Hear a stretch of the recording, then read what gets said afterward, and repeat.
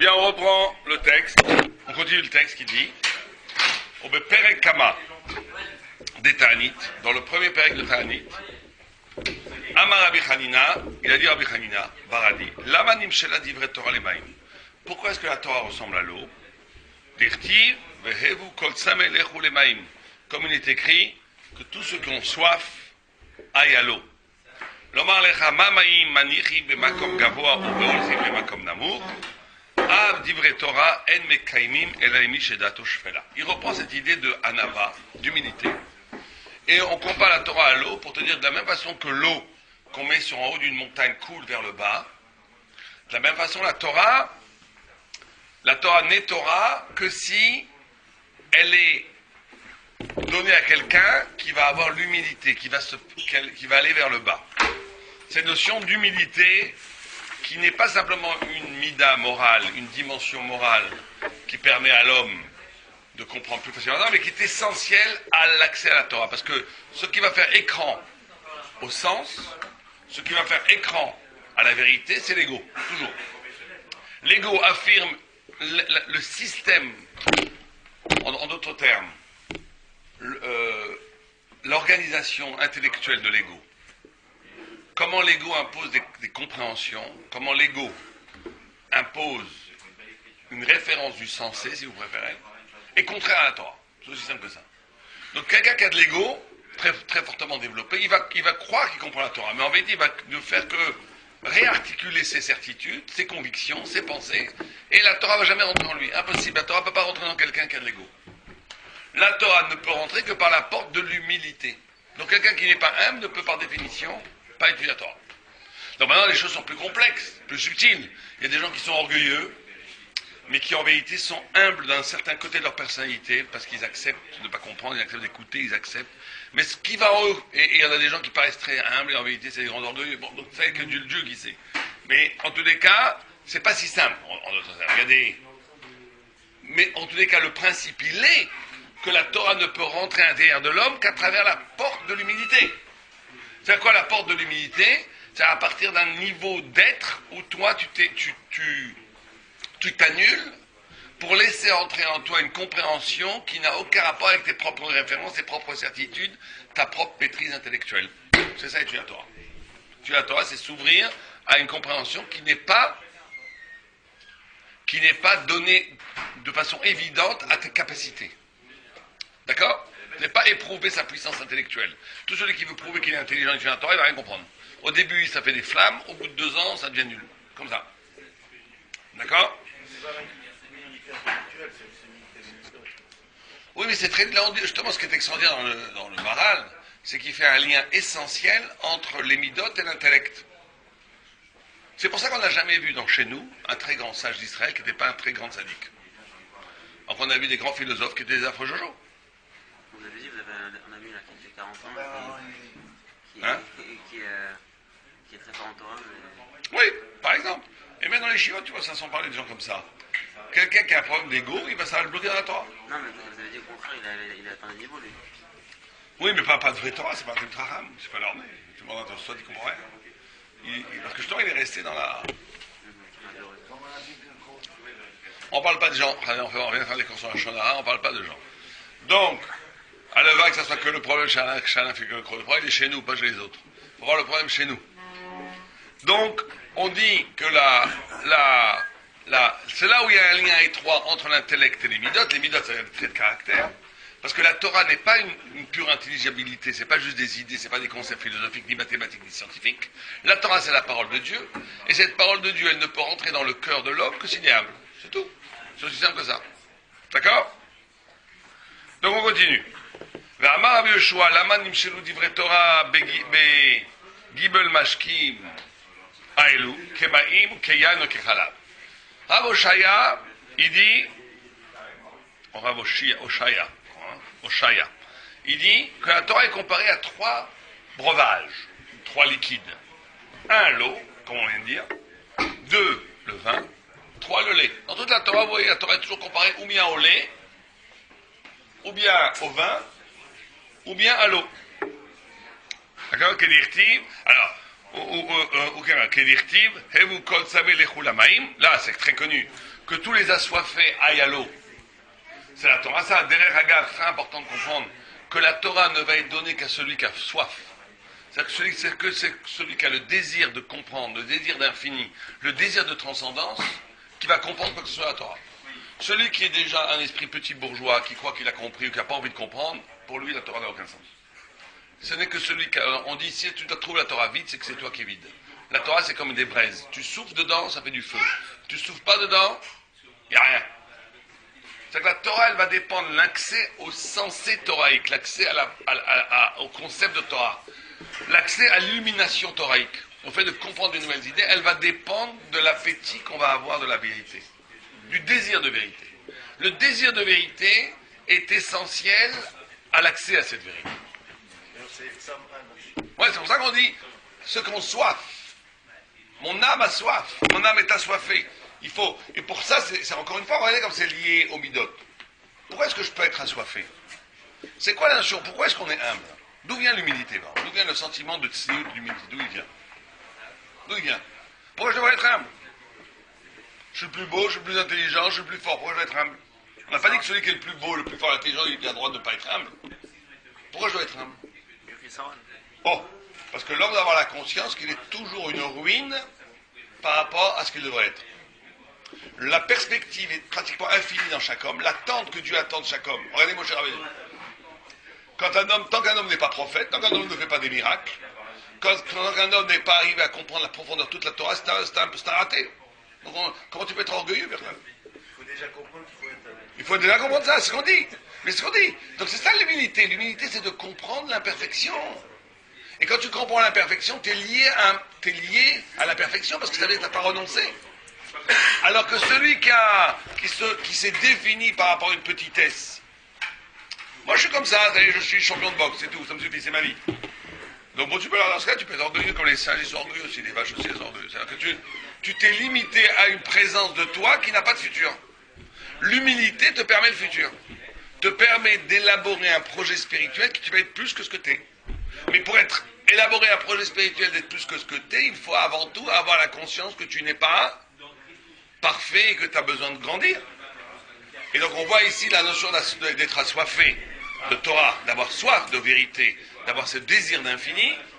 Il a pour racine métaphysique et psychologique à l'intérieur de l'homme, que l'homme comprend que il lui manque quelque chose, qu'il n'est pas encore arrivé au bout de lui-même, qu'il y a énormément de potentialités spirituelles en lui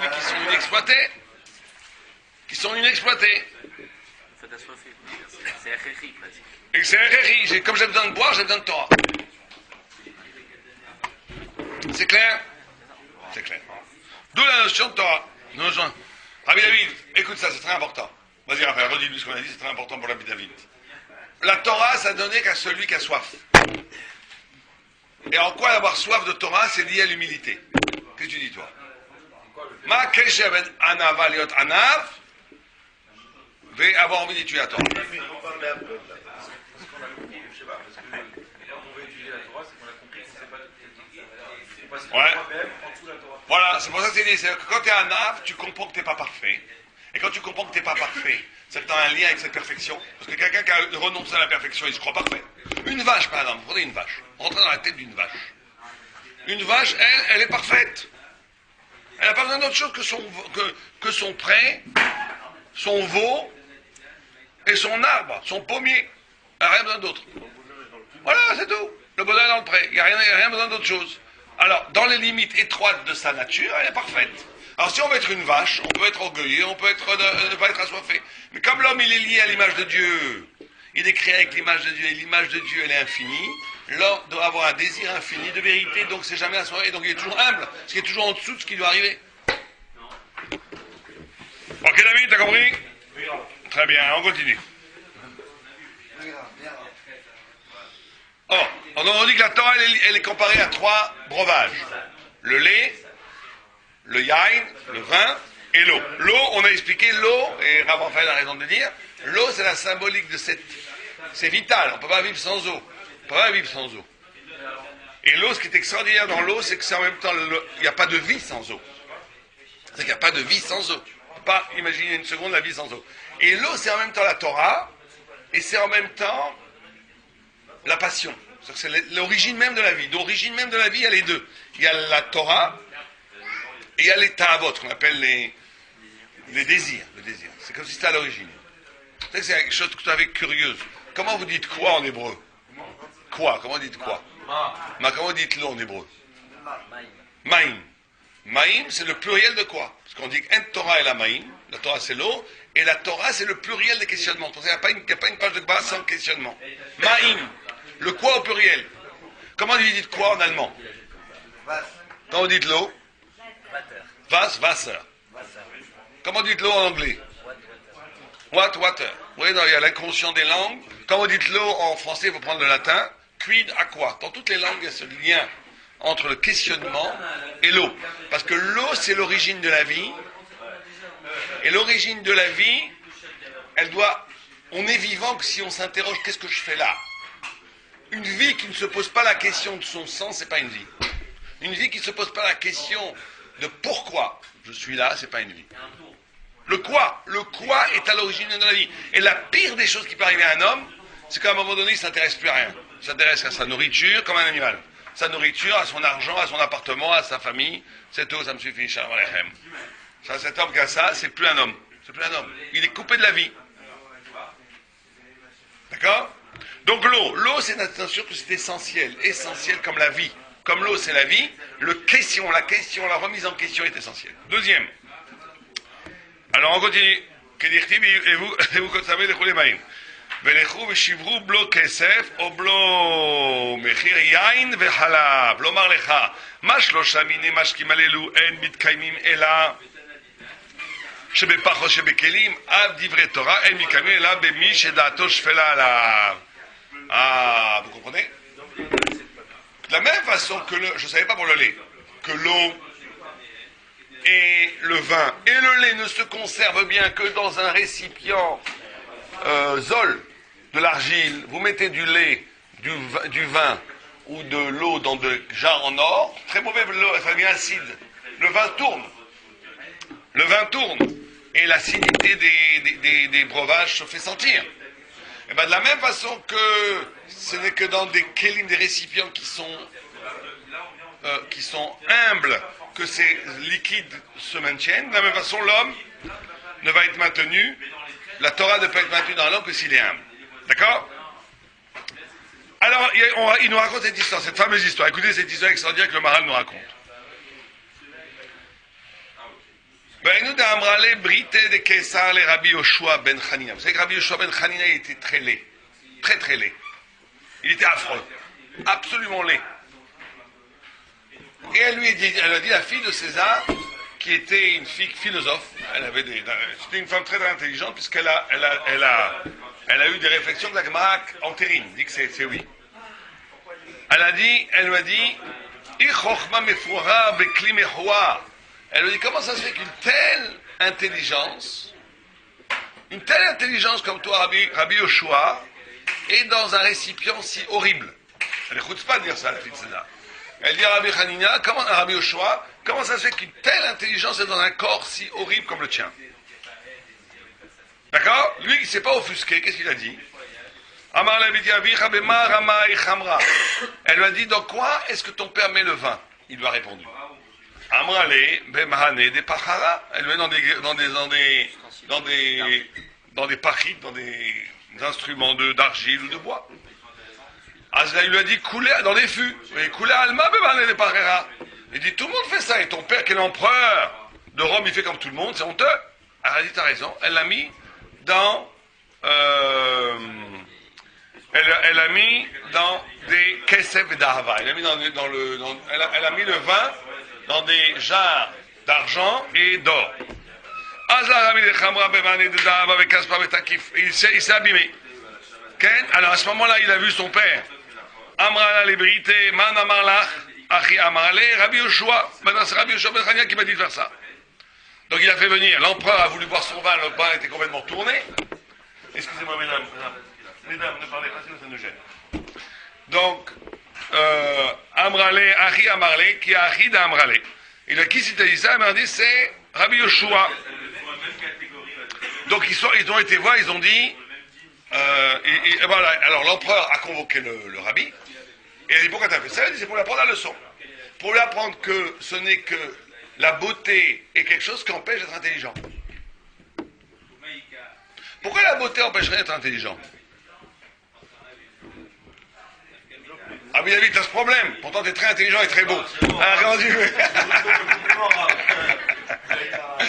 Non, mais pourquoi est-ce que... Alors, attendez, elle lui dit après, elle lui dit, mais on a chez vous des rabbis qui sont beaux, intelligents, comme Rabbi David. Il y en a qui sont, ils ont les deux. Il dit, oui, mais s'ils avaient été moches, ils auraient été plus intelligents. Comme ça, il lui a répondu. Pourquoi? Bon, alors il n'y a pas chaud à ce que dit le marin, la gava. Mais c'est plus profond que ça. C'est que la beauté, elle fait un mouvement qu'on appelle en bon français centripète. Vous avez centrifuge et centripète. Centrifuge, ça va de là vers l'extérieur, centripète, ça va vers l'intérieur. Donc quelqu'un qui est beau, il va être instrumentalisé, il va croire qu'il est le centre du monde, il est le regard, il a vécu tout le temps. Pour ça, on dit cette fameuse phrase un peu méchante, c'est un peu machiste. Jolie, bête, comment on dit, bête et intelligent, jolie et bête, je sais pas, on dit comme ça. Ouais, c'est-à-dire que quand quelqu'un est beau, il est tellement regardé comme un objet qu'il va devenir lui-même un objet, comme un idiot. Un objet, il pense pas. Ça veut dire que c'est très important de savoir qu'il y a un danger extraordinaire dans la beauté. Parce que, qu'est-ce que c'est? Si je vous demande, quelle est la qualité principale qu'il faut pour être intelligent? Qu'est-ce que vous me répondrez? Quelle est la qualité première qu'il faut à un homme pour être raham? Alors, l'humilité, on vient de dire, mais je parle maintenant au niveau cognitif. Une qualité... Comment? Oui, mais pas forcément, non.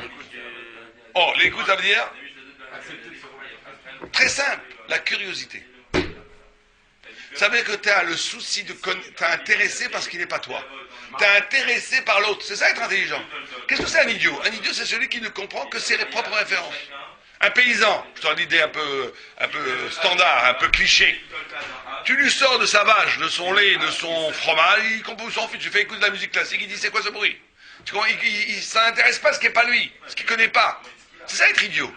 Mais tu peux être un prix Nobel de physique qui s'intéresse qu'à la physique, pour la Torah, c'est un idiot total. L'intelligence, c'est la capacité d'être sensible à des choses qui ne sont pas tes références immédiates. C'est ça l'intelligence. Qui ne sont pas tes références immédiates. Être capable de s'ouvrir à une intelligence, à une altérité, à quelque chose qui n'est pas toi. Or, la beauté t'empêche de faire ça. Parce que la beauté, elle fait que tu deviens ta propre référence. C'est le fait que tu t'intéresses qu'à toi. Et donc, on nous dit ici que... Il nous dit ici, alors bien sûr la Hanava, mais tout ça c'est très lié. La Hanava c'est lié à ça. La Hanava aussi, la vraie Hanava, c'est cette capacité de s'ouvrir à quelque chose qui n'est pas moi. C'est ça la vraie Hanava.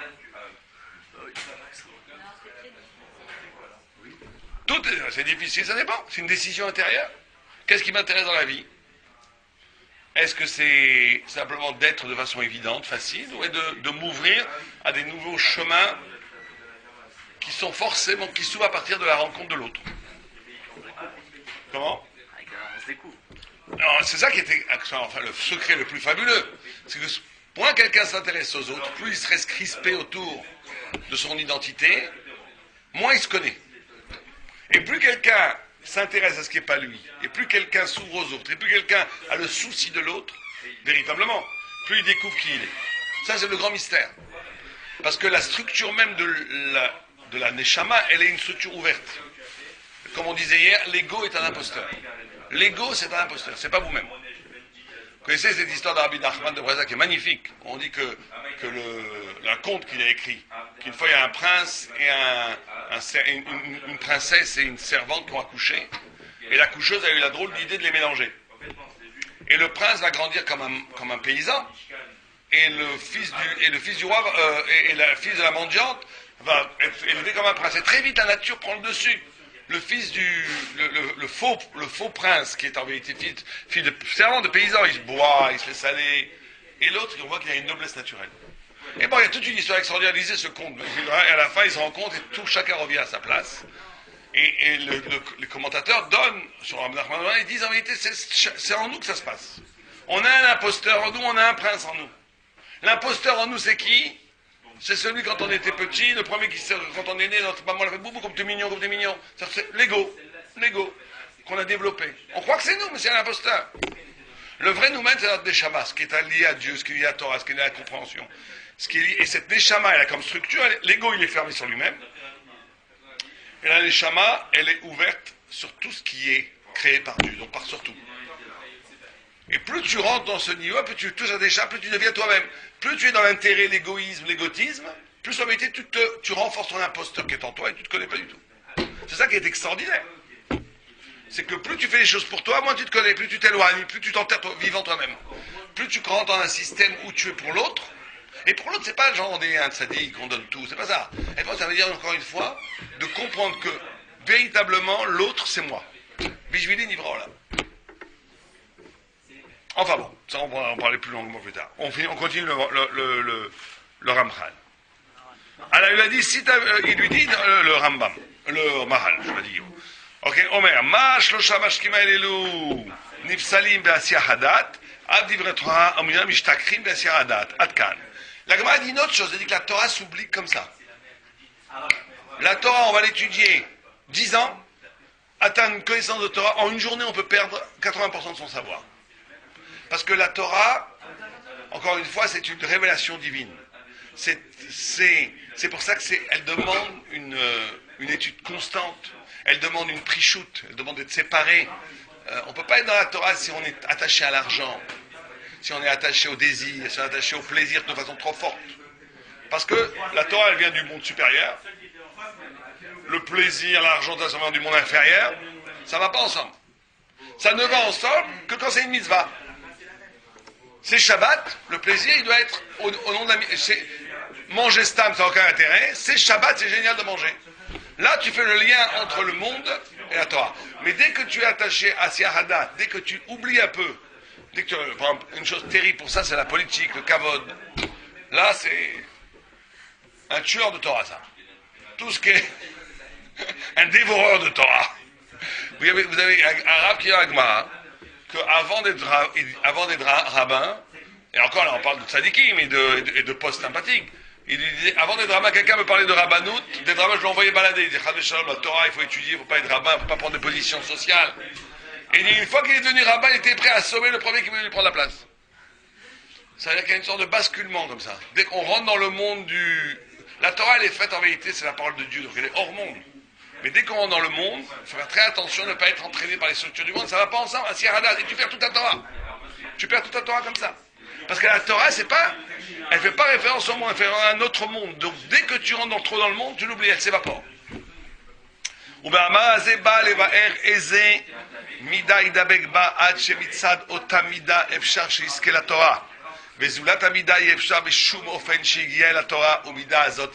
continue. Il dit, sans l'humilité, il est absolument impossible d'acquérir la Torah. Sans cette humilité-là, la Torah est absolument impossible d'être. Et c'est pour ça que c'est très important quand on étudie, d'un point de vue technique, de ne pas avoir peur de se perdre. Je connais des gens dans les chivotes. Dans les chivotes, ça fait 10 ans qu'ils n'évoluent pas. Pourquoi ? Parce qu'ils ont peur d'être nuls. Ils ont toujours obligé de prouver qu'ils savent. Comme ils sont toujours obligés de prouver qu'ils savent, ils répètent toujours les mêmes mécanismes intellectuels pour montrer qu'ils savent. Mais ils sont complètement fermés à d'autres mouvements intellectuels qui les grandiraient. Mais ils n'osent pas les tenter parce qu'ils vont montrer qu'ils sont nuls. Il ne faut pas avoir peur de montrer que tu es nul. Si tu veux grandir en Torah, et la Torah nikdela l'ennemi chez Nirchalba, la Torah ne s'acquiert que quand on tombe. Et une personne qui veut toujours montrer qu'il ne tombe pas, il ne va jamais rien apprendre, parce qu'il va toujours reproduire les mêmes mouvements intellectuels pour montrer qu'il sait, mais en vérité, il ne sait rien. C'est un idiot. Comprenez ? Et donc, on voit combien l'humilité est essentielle à l'acquisition de la Torah. Ça fait partie de la Torah elle-même. Bien, et continue. Umidat atzma'it shegarma le Moshe she'i mikabel la Torah. Et on voit que Moshe Rabbeinu n'a reçu la Torah que grâce à la Nava. Yanava asher aita imo yoter mi'im kol adam asher al pnei adama velekel zachar la Torah. Et comme Moshe Rabbeinu était l'homme le plus humble de tous les temps, géographiquement et historiquement, en son temps, dans toute la planète, il n'y avait pas une personne aussi humble que Moshe, mais aussi de tous les temps. De tous les temps, il n'y a pas eu d'homme aussi humble que Moshe. Et il a été zoché de recevoir la Torah. Alors vous comprenez ce que c'est l'humilité à ce niveau-là ? Moshe Rabbeinu, il dit que c'est le plus grand des Hanaf. Moshe Rabbeinu, c'est le paradoxe. Comment est-ce que le plus grand des humbles a écrit sur lui-même qu'il était Anav Meod? Comment le plus grand des humbles a écrit sur lui-même, bon c'est une injonction de la parole divine, mais il a quand même écrit que c'était le plus grand des prophètes. Donc tout le monde comprend que l'humilité, c'est pas de croire que tu es un nul. L'humanité, c'est de savoir que tu es le plus grand. Mais de ne pas en tirer aucune fierté égotique. C'est de placer son centre de gravité intérieur, le placer dans Dieu. C'est pas toi qui t'intéresse, c'est Dieu. C'est la Torah, c'est Am Israël. Toi, tu ne t'intéresses pas. Rien à voir avec l'orgueil, rien à voir. Moi, je connaissais un rab, très grand rab. Il disait un autre rab. En public, il lui disait. Admets que tu ne sais pas l'order. Admets que tu ne sais pas étudier. Admets que tu ne connais pas le Tosfot, là. Quand j'ai vu ça, tu dis, mais qui suis-je de nous, ça, là? On dirait une bagarre d'ego. Mais en vérité, pas du tout, c'était pas là-dedans. Ils étaient en vérité, ils ne connaissaient pas de baratin. Il essayait de lamer le baratin. Il disait, sans la vérité. Tu dois admettre que je suis 10 fois plus fort que toi en Torah. Tu n'es pas capable d'admettre que je suis 10 fois plus fort en Torah, tu as un problème. Et il est assez humble pour dire à l'autre qu'il a un problème. Bon, il faut être à un très haut niveau pour ça. C'est-à-dire que la vraie humilité, c'est pas d'être un schlapper, un nul. La vraie humilité, c'est de savoir que tu es très fort, que tu es le génie, que tu es le plus grand Talmid Chacham. Mais tu dis, mais ça c'est rien, ça vient de Dieu tout ça. Ça n'a aucun rapport avec moi. Je ne suis que l'effet de la volonté de Dieu. Mais Moshe, il écrit que c'est le plus humble de tous les hommes, il écrit que c'est le plus grand de tous les prophètes. Et il n'y a aucun orgueil là, non, pas une once, c'est l'homme le plus humble de tous les temps. Il est la Zaken qui était l'homme le plus humble de tous les temps après Moshe Rabbeinu, quand il dansait au Shana Rabbah, il disait Imani Kana Kol Kan. Si je suis là, tout est là. C'est-à-dire qu'il avait pu voir en lui-même, dans le souffle même de son âme, la présence de Dieu. Ce Kol à Kol Kan, c'est Dieu. Il n'y a pas de contradiction du tout. Parce que justement, on a dit que l'humilité, c'est de se coller à cette partie de moi-même qui n'est pas imposture, qui n'est pas une imposture, qui est cette Neshama. Et la Neshama, dans sa structure même, dans son essence même, elle est humble, parce qu'elle fait référence au souffle de Dieu, elle ne fait pas référence à l'ego, à soi. Elle se pose comme absolu. Oui, excusez-moi.